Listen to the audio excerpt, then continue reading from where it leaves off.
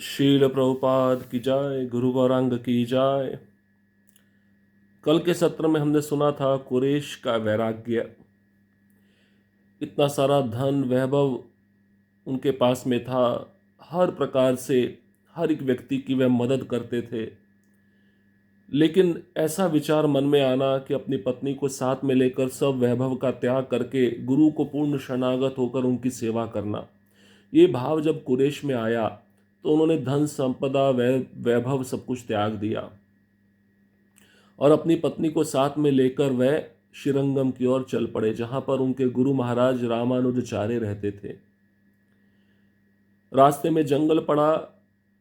जंगल के गहन वन से उनकी पत्नी अंडाल बहुत भयभीत हो गई। उन्होंने अपने पति को पूछा, क्या इस उजाड़ स्थान में डरने की जरूरत है?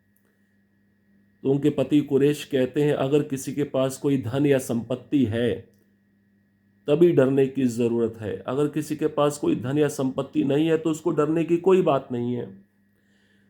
तो अंडाल के पास सोने का प्याला था जिसमें वह अपने पति को पानी देती थी। उस सोने के प्याले को अंडाल उसी समय फेंक देती है और उसका डर खत्म हो जाता है। इस प्रकार से कुरैश और उनकी पत्नी अंडाल श्रीरंगम में प्रवेश करते हैं, घर घर भिक्षा मांगते हैं और स्वयं भी भरण पोषण करते हैं, अपनी पत्नी का भी भरण पोषण करते हैं। अब गरीबी से इतने त्रस्त हो चुके थे कुरैश और अपने को भाग्यशाली मानते थे। पूरा समय पवित्र नाम का जप करते थे, शास्त्रों पर चर्चा करते थे, गुरु के चरण कमलों की सेवा में अपना दिन गुजार रहे थे और पूरी तरह से संतुष्ट थे। किसी प्रकार का दुख उनको नहीं था। छोड़े हुए वैभव पर, ऐश्वर्य पर उनका कोई शोक नहीं था।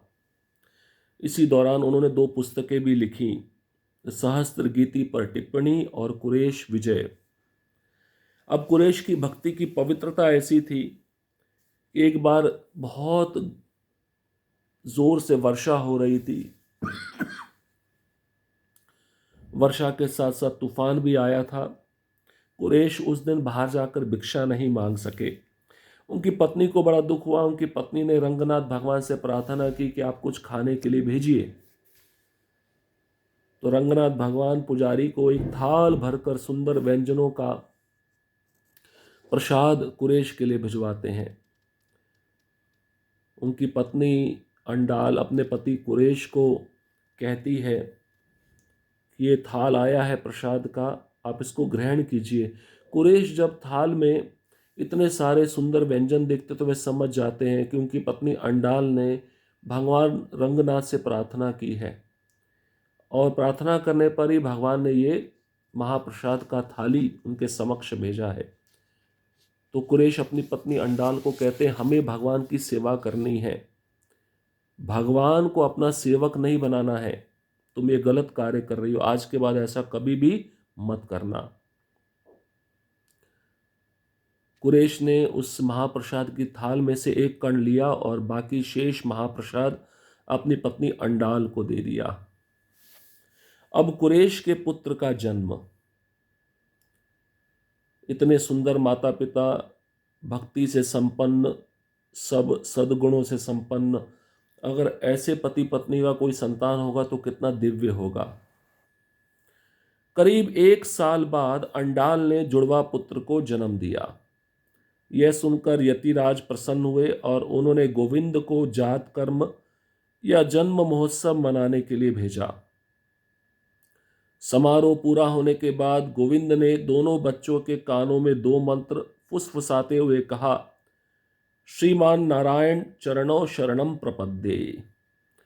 मैं भगवान नारायण चरणों में आश्रय लेता हूँ और श्रीमते नारायणाय नमः, मैं भगवान को नमन करता हूँ।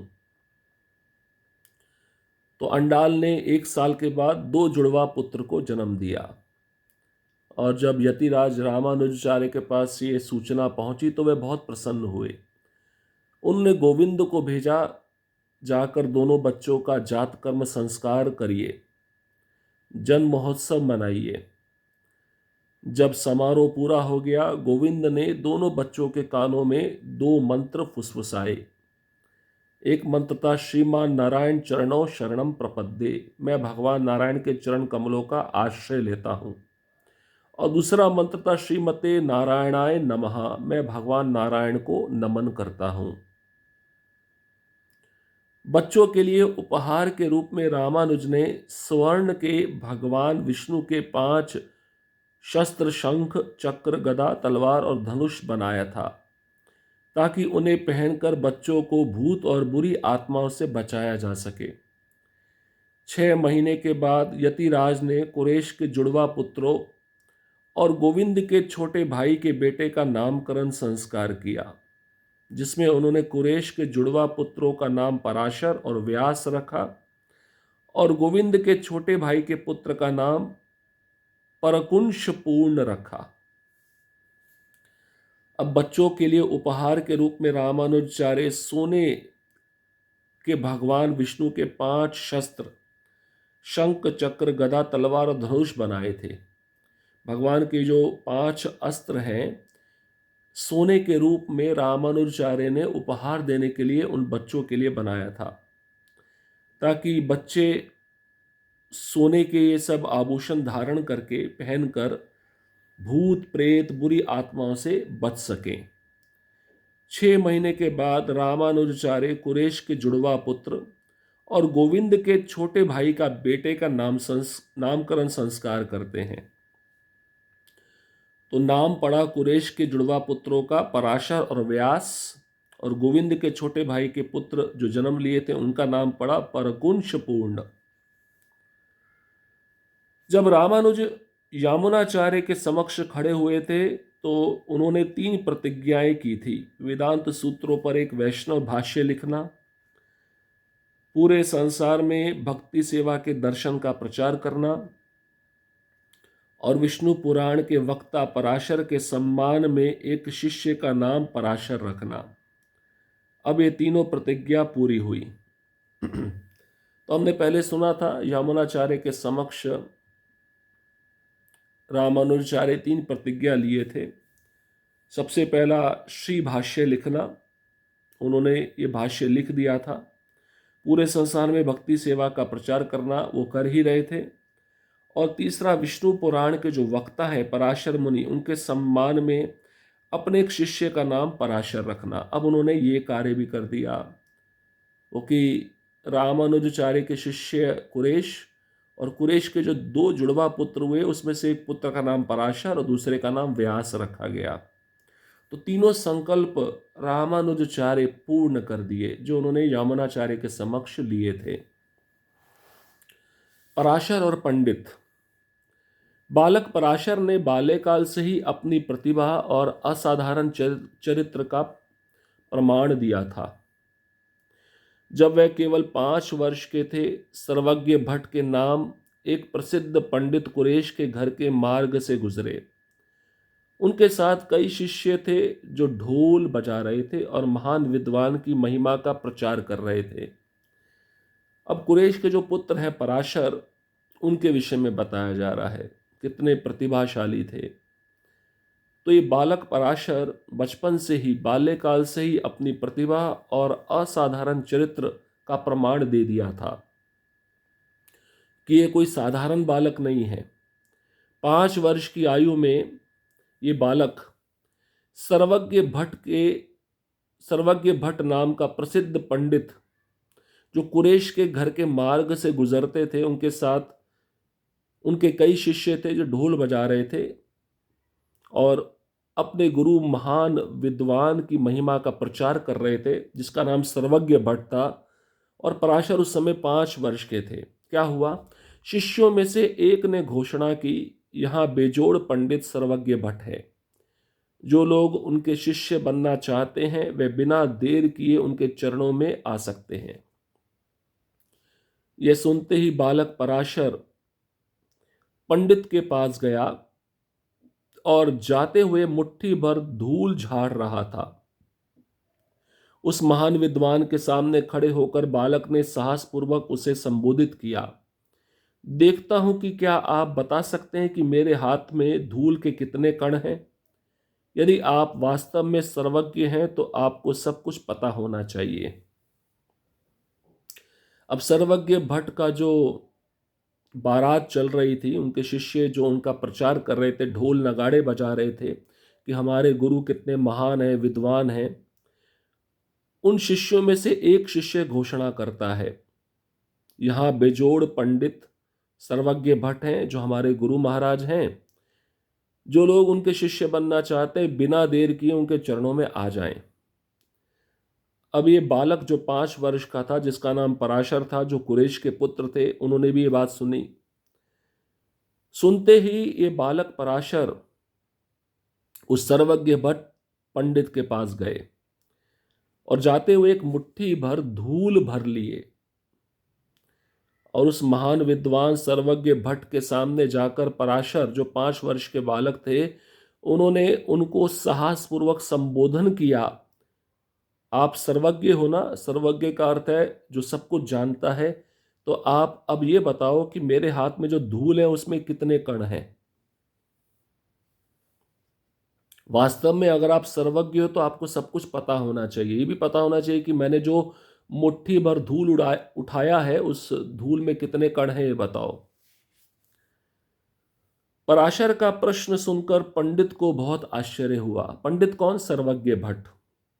लेकिन जैसे ही उन्होंने बालक की बातों पर विचार किया, उन्हें अपने अभिमान और घमंड का खोखलापन स्पष्ट रूप से दिखाई देने लगा। बालक को गोद में लेकर सर्वज्ञ भट्ट ने उसके मस्तक को चूमा और कहा, मेरे बालक, तुम सच में मेरे गुरु हो। आपके प्रश्न से पता चला कि मैंने जो थोड़ा सा ज्ञान अर्जित किया है, उस पर इतना गर्व करना कितनी मूर्खता थी।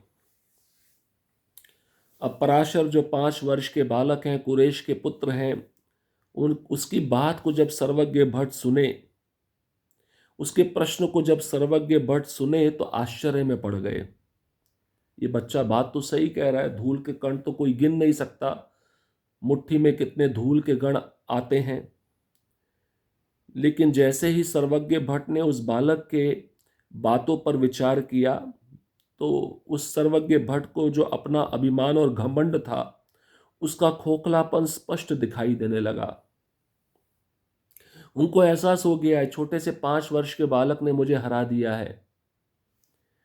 उस बालक को गोद में उठाकर सर्वज्ञ भट्ट ने उस बालक के मस्तक को चूमा और सर्वज्ञ भट्ट उस 5 वर्ष के बालक को कहते हैं, तुम मेरे गुरु हो। आज मुझे पता चला कि जो मैंने विद्या या ज्ञान अर्जित किया था, उस पर मुझे कितना गर्व है, और ये गर्व निरी मूर्खता है। पराशर और व्यास दोनों बड़े होकर भगवान नारायण के महान भक्त बन गए। उन्होंने खुद को यतिराज की सेवा के लिए समर्पित कर दिया। रामानुज के निर्देशों का पालन करते हुए पराशर ने बाद में महापूर्ण के परिवार की 2 पुत्रियों से विवाह किया। पराशर और व्यास जो जुड़वा पुत्र जन्म लिए थे कुरेश के पुत्र के रूप में, दोनों जब बड़े हुए तो ये दोनों भगवान नारायण के महान भक्त बने। माता पिता इतने महान भक्त थे तो संतान कितनी महान भक्त होगी। बच्चे संस्कार माता पिता से प्राप्त करते हैं और माता पिता का जो भाव रहता है भगवान के प्रति, वही भाव बच्चों में आता है।